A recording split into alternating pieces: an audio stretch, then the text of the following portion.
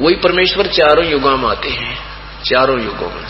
सतयुग में वो सत्सुकृत नाम होता है परमेश्वर का, और ऐसे ही कुछ समय हजार, जैसे सतयुग में लंबा समय था, उसमें हजारों लाखों वर्ष भी परमात्मा रहे हैं। अब यहाँ 100 वर्ष तक, 80-90 वर्ष तक जीव रहता है कलयुग में, तो परमात्मा 120 वर्ष तक कलयुग में मनुष्य की तरह भूमिका करके सशरीर आए थे, सशरीर ही चले गए। ऐसे सतयुग में सत्सुकृत नाम था परमेश्वर का कबीर देव का। कबीर देव उस पूर्ण परमात्मा को, चाहे परब्रह्म कहो, उसे पूर्ण ब्रह्म कहो, सतपुरुष कहो, अकाल मूर्त कहो, शब्द स्वरूपी राम कहो, चाहे उसे परम अक्षर ब्रह्म कहो, उसका नाम है कबीर। कबीर देव, देव उसके साथ इसलिए लगता है वो प्रभु है। देव माने भगवान, प्रभु, राम, गॉड, कुछ भी कहो। अन्य देव, उससे अलग जो दूसरे देव हैं वो पूजा की योग्य, उन आन देवता, अन्य देवताओं की पूजा नहीं करनी, एक देव परमात्मा।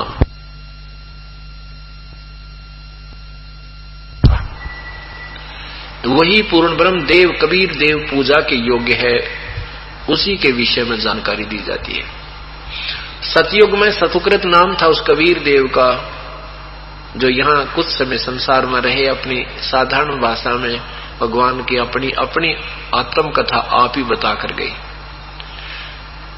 त्रेता युग में उसी परमात्मा का नाम मुनींद्र था, कबीर देव का नाम मुनींद्र था, और मुनींद्र नाम से उन्होंने काफी समय तक यहाँ लीला की, अपना ऐसी वाणी रची जैसे अब रच कर गए थे।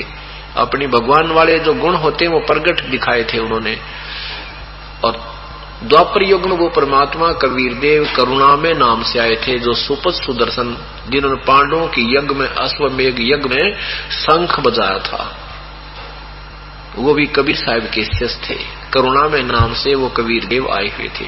और कलयुग में परमात्मा ने अपने वास्तविक नाम से ही आना होता है, क्योंकि इस युग में सभी प्राणियों का मोक्ष संभव है। जो इस तत्व ज्ञान से परिचित हो जाएंगे, तन मन धन से आश्रित हो जाएंगे, सत भक्ति करेंगे, इस युग में सभी पार हो जाएंगे। सतलोक में इतना आनंद है, उसका वर्णन नहीं कर सकते।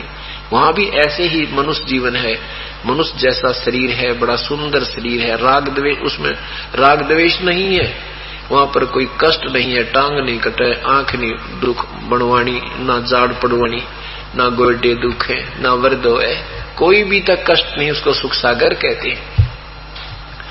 यहाँ तो एक एक मिनट में ना जाने के चिंता जीव को खाती रहती है, वहां कोई चिंता नहीं, सब आनंद ही आनंद, आनंद ही आनंद आता है। शंखों लहर मेर की उपज कहर नहीं जा कोई, दास गरीब अचल अविनाशी सुख का सागर सोई। शंखों लहर मेर की उपज कहर नहीं जा कोई, दास गरीब वो सुख का सागर है, अचल अविनाशी सुख का सागर सोई। अचल माने अथर्वणम, अथर्वणम माने अचल, बिल्कुल स्थायी, उसको कोई विनाश नहीं कर सकता, वो सदा रहने वाला शाश्वत स्थान सत्यलोक, वो सुख का सागर है। जैसे कभी कभी अपने आप मन में एक ऐसी आत्मा में हिलोर उठती है, कोई बुरा नजर नहीं आता, किसी के तरफ प्रति बिल्कुल द्वेष नहीं रहता, और सब अपने से लगते हैं, प्यारे प्यारे लगते हैं। जो दुश्मन भी होता है उसके प्रति भी वो विरोध नहीं होता, मन में कोई किसी प्रकार का दोष नहीं आता।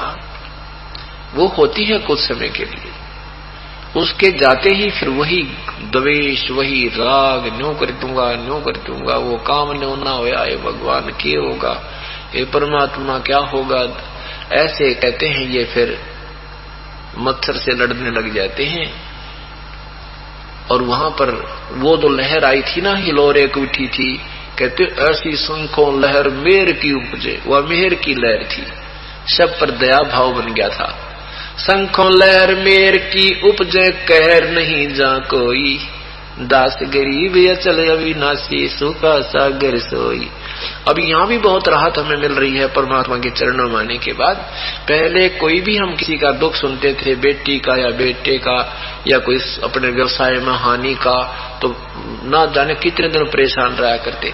और परमात्मा के चरणों में आने के बाद वो परेशानी थोड़ी सी देर रहती है, फिर छू मंत्र कर दे भगवान, आने नहीं देता, हृदय पर वजन नहीं बनने देता इतना जितना पहले बना रहा करता है बेमतलब का।